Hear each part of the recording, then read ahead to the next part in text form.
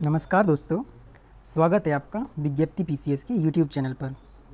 तो आप देख रहे होंगे कि कल हम लोगों ने GS1 और GS2 और ऐसे का आपको एक डिटेल्ड एनालिसिस दिखाया था और बताया था कि विज्ञप्ति पीसीएस के शॉर्ट कंटेंट से आपको कितना फ़ायदा मिला है, कितने क्वेश्चन मिले हैं। हिंदी का पेपर भी आपके साथ डिस्कस किया था कि देखिए उसमें विलोम शब्द में 100 विलोम शब्द आपको मात्र दिए थे, उसमें से भी 10 में से 6 विलोम शब्द आपके सीधे से सीधे पेपर में डिट्टो डिट्टो छपे हुए थे। तो आइए आज आप जैसे देख रहे होंगे GS थर्ड का भी पेपर कंप्लीट हो गया है। तो आइए आपके साथ GS थर्ड का पेपर डिस्कस करते हैं। तो आइए पहला क्वेश्चन डिस्कस करते हैं। खाद्य प्रसंस्करण और संबंधित उद्योगों को प्रोत्साहन देने के संबंध में भारत सरकार की नीतियों का मूल्यांकन कीजिए। तो पहला क्वेश्चन है, आइए पहला क्वेश्चन आपको दिखाते हैं नोट्स में कहाँ से आया हुआ है।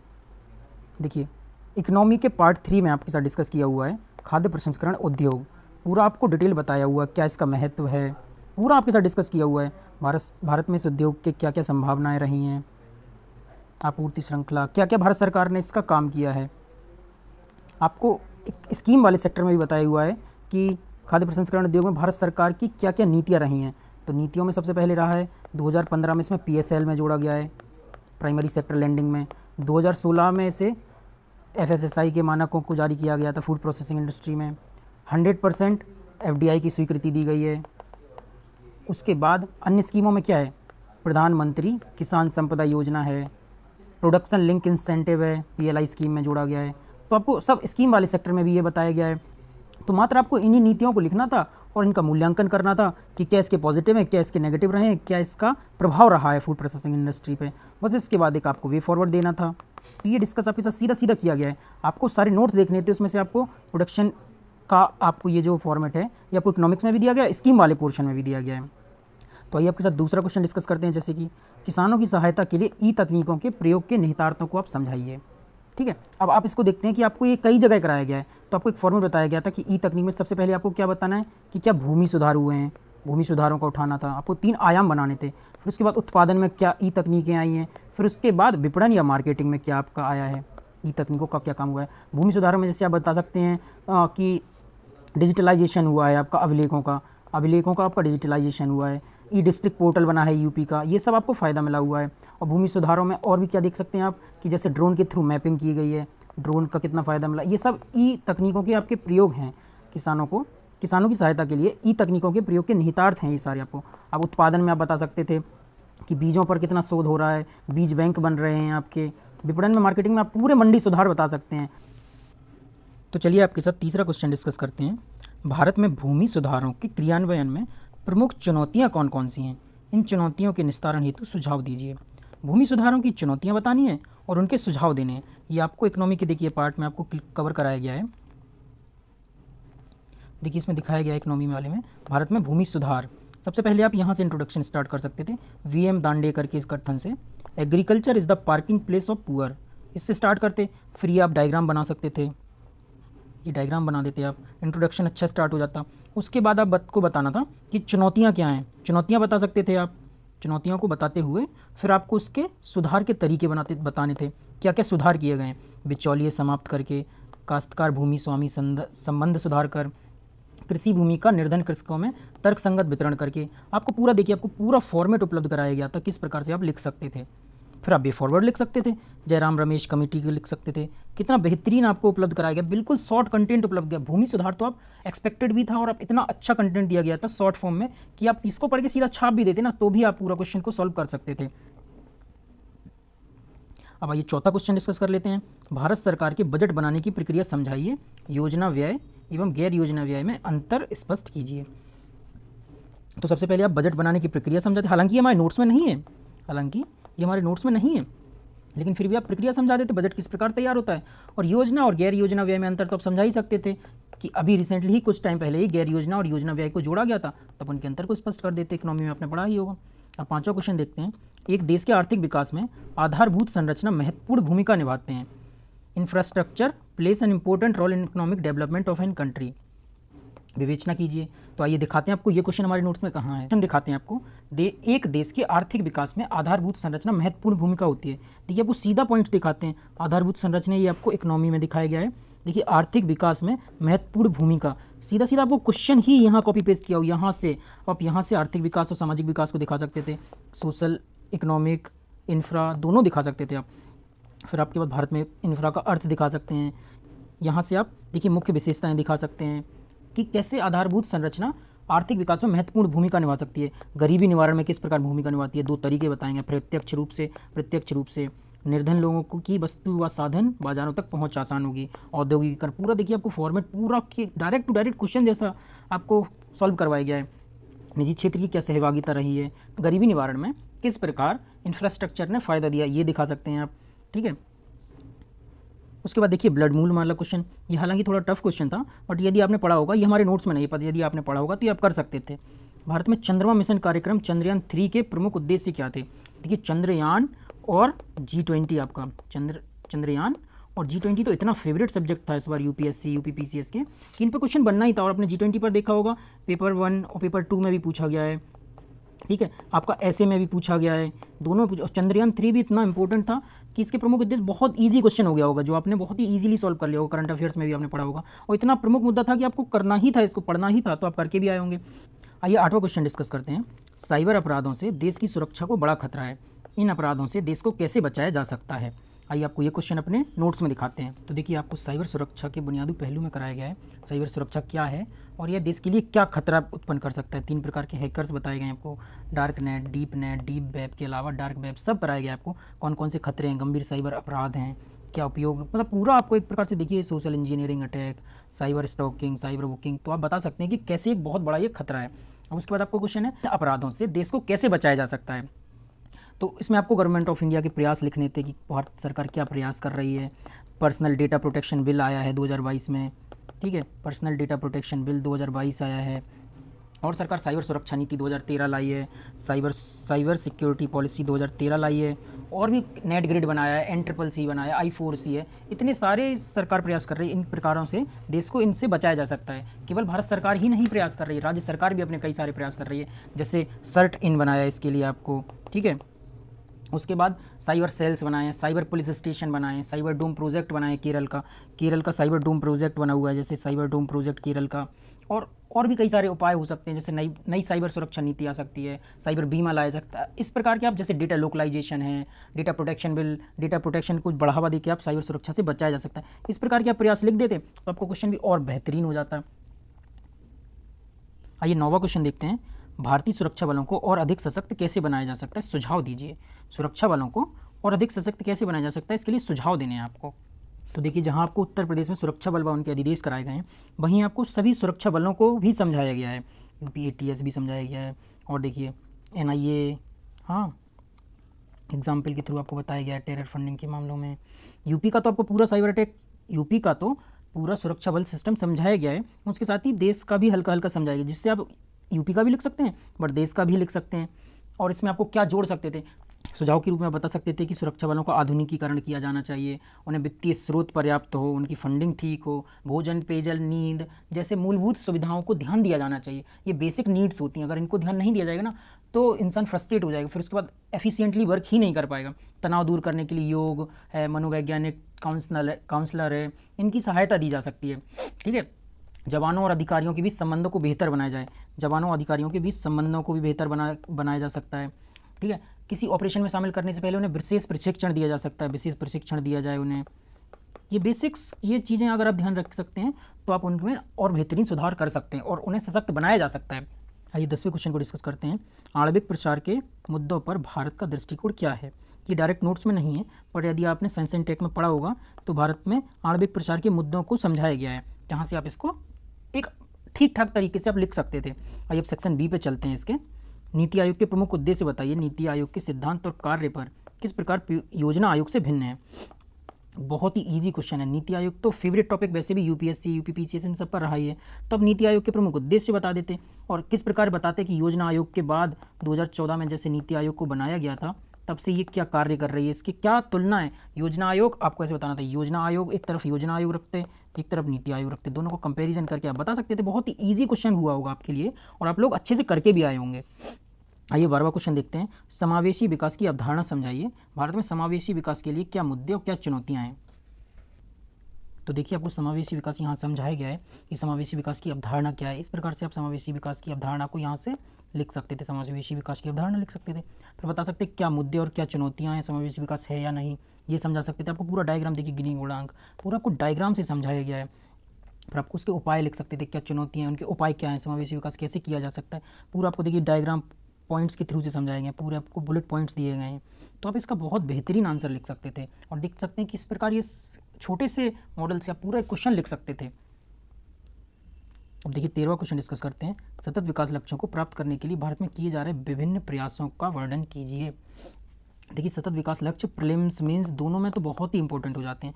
एसडीजी गोल्स जो है ना बहुत इंपॉर्टेंट पहले ही से होते हैं और हर बार आपको पढ़ाए जाते हैं, क्योंकि ये इंपॉर्टेंट ही इतने होते हैं। तो आपसे भी उम्मीद की जाती है कि शायद आपने भी इनको बहुत अच्छे से लिखा होगा। बहुत ईजी क्वेश्चन था ये। और 14वां क्वेश्चन देखते हैं। खाद्य सुरक्षा हेतु विभिन्न उपायों के बावजूद विभिन्न चुनौतियाँ बनी हुई हैं। खाद्य सुरक्षा के विभिन्न उपाय हैं, फिर भी एक बृहद चुनौतियाँ बनी हुई हैं। इस संदर्भ में इसकी व्याख्या कीजिए, भारत के संदर्भ में इसकी व्याख्या करनी है। तो इस क्वेश्चन को भी डिस्कस कर लेते हैं। तो देखिए आपके साथ खाद्य सुरक्षा भी डिस्कस किया गया था और क्वेश्चन पूछा है खाद्य सुरक्षा के उपायों के बावजूद बृहद चुनौतियां बनी हुई हैं।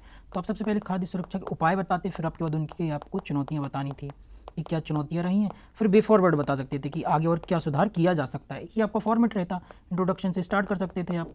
अब आइए देखिए आपको यहाँ चुनौतियाँ दी गई हैं कि भारत में खाद्य सुरक्षा की स्थिति एक गंभीर खतरा है। वैसे भूखमरी सूचकांक को दिखा सकते थे, NHFS 5 के आप सर्वे दिखा सकते थे कि सर्वे का क्या डेटा रहा है।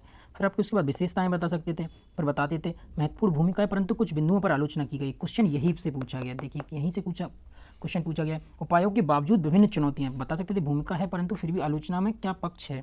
इस प्रकार से आपके पूरे पॉइंट दिए गए हैं। अनाज केंद्रित दृष्टिकोण है, WTO के स्तर पर है, FDI बड़ा है, FD बड़ी है। तो आप ये बता सकते थे कि किस प्रकार से ये उपायों के बावजूद भी विभिन्न चुनौतियां बनी हो। भारत के संदर्भ में मेनली इसकी व्याख्या कर देते तो एक बेहतरीन आंसर आप लिख सकते थे। आइए 15वां क्वेश्चन डिस्कस करते हैं। देखिए PDS के बारे में पूछा गया है। PDS ने सिद्ध किया है कि वह वर्षों से कीमतों के स्थिरीकरण तथा उपभोक्ता की पहुंच वाली कीमतों पर खाद्यान्न उपलब्ध करवाने में सरकार की नीतियों का सबसे महत्वपूर्ण अस्त्र रहा है। क्या बता सकते थे, इस कथन की व्याख्या कीजिए। तो ये आपके साथ PDS को डिस्कस कर लेते हैं। तो आप देख सकते हैं PDS में आपके साथ सब डिस्कस किया गया था। क्या कमजोरियां रही हैं, क्या सुधार की रणनीति रही है, आप सुधार की रणनीति भी देख सकते हैं, पूरा देख सकते हैं। आपको किस प्रकार एक फॉर्मेट तैयार कराया गया था, बता सकते हैं कि किस प्रकार यह कीमतों के स्थिरीकरण तथा उपभोक्ता की पहुँच वाली कीमतों पर खाद्यान्न उपलब्ध कराते हैं, गरीबों को कैसे खाद्यान्न ये उपलब्ध कराते हैं। देख सकते हैं छत्तीसगढ़ मॉडल बता सकते हैं, one nation one ration card के बारे में बता सकते हैं, राजस्थान मॉडल है, किस प्रकार से ये गरीबों की मदद कर रहे हैं ये बता सकते हैं, कैश ट्रांसफर, PDS रिफॉर्म बता सकते हैं, शांता कुमार समिति कितनी इंपॉर्टेंट समिति है, 2014 में बनाई गई थी। फिर आप इन्हीं सब चुनौतियों को बताते हुए फॉरवर्ड भी दे सकते हैं कि किस प्रकार लाभ दिए हैं, किस प्रकार चुनौतियाँ रही हैं, और फिर भी फॉरवर्ड बता देंगे। One nation one ration card का भी आप इंपॉर्टेंस बता सकते हैं। तो इस प्रकार आप एक बेहतरीन PDS का आंसर लिख सकते हैं। आइए 16वां क्वेश्चन आपके साथ डिस्कस कर लेते हैं। भारत में ऊर्जा संसाधनों की लगातार बढ़ती मांग ने पूरा करने के लिए क्या कदम उठाए जा रहे हैं, विशेष रूप से अक्षय और टिकाऊ ऊर्जा संसाधनों के संदर्भ में इस पर चर्चा करनी है। केवल आपको रिन्यूएबल और सस्टेनेबल एनर्जी के संबंध में आपको चर्चा करनी है। आपको यूपी की ज्योग्राफी वाले पार्ट में आपको ये डिस्कस कराया गया ऊर्जा वाले क्षेत्र में, जिसको आप रिन्यूएबल और सस्टेनेबल एनर्जी रिसोर्सेज के तौर पर आप लिख सकते हैं। ये बेहतरीन आंसर आप लिख सकते थे इसको भी। आइए अब आपके साथ 17वां क्वेश्चन डिस्कस कर लेते हैं। जैव प्रौद्योगिकी में भारत की मुख्य उपलब्धियां कौन सी हैं, इसने समाज के गरीब वर्ग के उत्थान में कैसे मदद की है। बायोटेक्नोलॉजी की आपको मुख्य उपलब्धियां बतानी है और समाज के गरीब वर्ग के उत्थान में इसने कैसे सहायता की है ये बताना है। आइए इसको आपके साथ डिस्कस कर लेते हैं। तो देख सकते हैं हमने आपको साइंस टेक के शॉर्ट नोट्स दिए थे, 8 से 10 पेज के नोट्स दिए थे, जिसमें आपको बायोटेक्नोलॉजी और इस पर इंपॉर्टेंट लगा के भी दिया था कि बायोटेक्नोलॉजी बहुत इंपॉर्टेंट सेक्शन है आपका। तो आप देख सकते हैं बायोटेक्नोलॉजी का इंट्रोडक्शन दिया आपको, फिर आप बता सकते हैं क्या अनुप्रयोग रहे हैं, ये किस प्रकार इसकी उपलब्धियां रही हैं बायोटेक्नोलॉजी की, चिकित्सा के क्षेत्र में क्या उपलब्धि रही है, कृषि के क्षेत्र में, पर्यावरण के क्षेत्र में आप बता सकते हैं, हालिया विकास क्या हुआ, करंट से जोड़ के दिखा सकते हैं। अब आपको इसका सेकंड पार्ट, गरीब के उत्थान में इसने कैसे मदद की है, तो आप चिकित्सा के क्षेत्र में से ही बता सकते हैं गरीब के लिए क्या मदद की, कृषि के क्षेत्र में बता सकते हैं संशोधित फसलें, BT बैगन है, सतत कृषि, देखिए फार्मर की इनकम डबल की, कितना बड़ा गरीबों के लिए मतलब इनकम को डबल करने के लिए प्रयास किया है। न्यूनतम जल जैव प्रौद्योगिकी है, गवर्नमेंट ऑफ इंडिया ने प्रयास किए हैं, बायोटेक किसान के लिए बनाया है, इंडिजीन परियोजना बनाई है, ठीक है, बायोमेकर बनाया है, बायो रेमिडिएशन तकनीक है, जैव रूपांतरण, जैव ऊर्जा, इससे गरीब वर्ग का उत्थान ही होगा। मानव जीनोम कार्यक्रम है, पृथ्वी जीनोम कार्यक्रम है, मस्टर्ड हाइब्रिड 11, ये ऐसे आपको GM शंकर सरसों बनाई है। ये आपको गरीब के लिए मदद करने के प्रयासों के लिए लिखने के लिए बहुत अच्छे पॉइंट्स दिए गए हैं।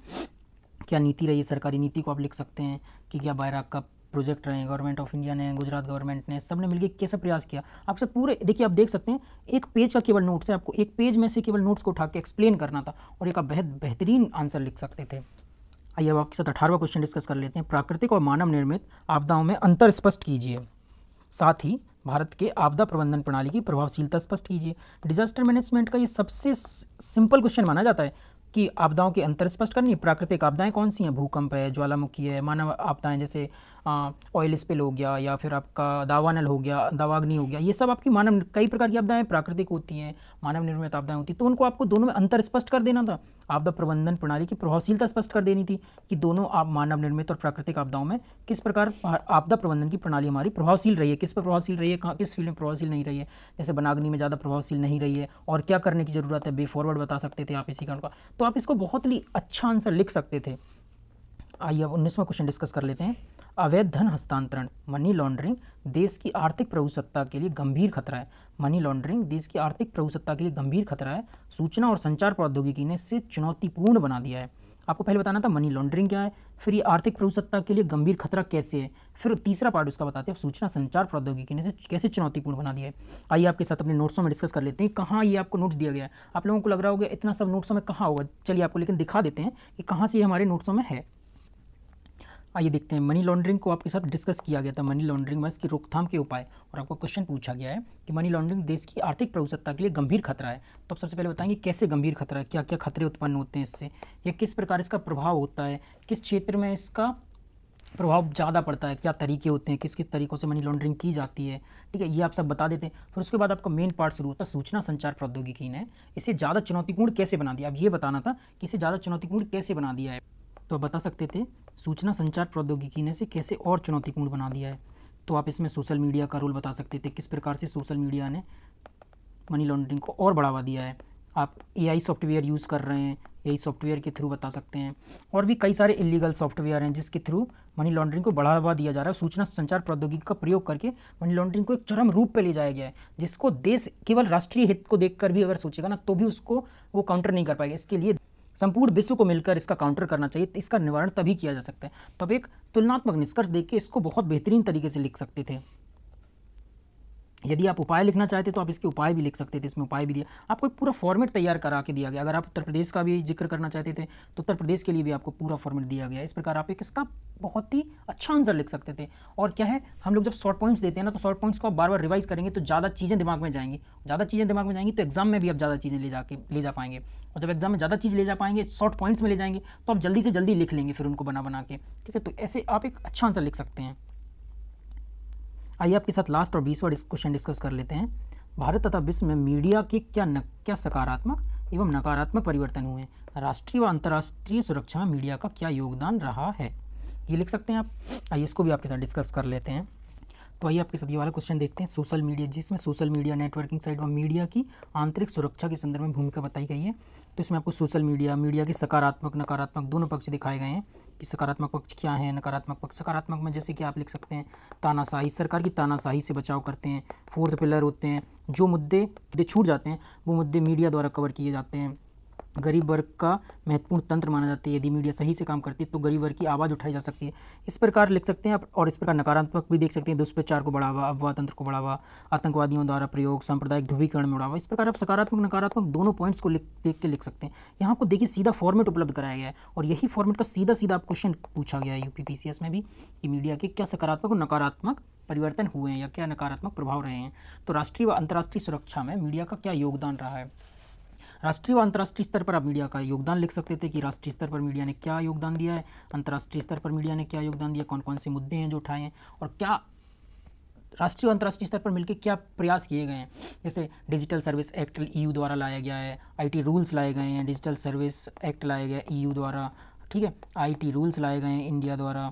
उसके बाद वैश्विक नियमन, ग्लोबल रेगुलेशन की ज़रूरत है, यूएसए द्वारा रेगुलेशन है। और सबसे बेहतरीन इसमें क्या होता है कि सेल्फ रेगुलेशन ही इसमें काम कर सकता है। मीडिया और सोशल मीडिया सेल्फ रेगुलेट होंगे ना तो ज़्यादा बेहतरीन कार्य कर सकते हैं, क्योंकि फोर्थ पिलर को दबाया नहीं जा सकता, इसलिए कहा जाता है सेल्फ रेगुलेशन ज़्यादा कारगर होता है। तो इस प्रकार से आप देख सकते हैं कि सभी प्रश्नों को आप कहीं ना कहीं आपको दिखाते हैं। कितने क्वेश्चन देखिए आपको,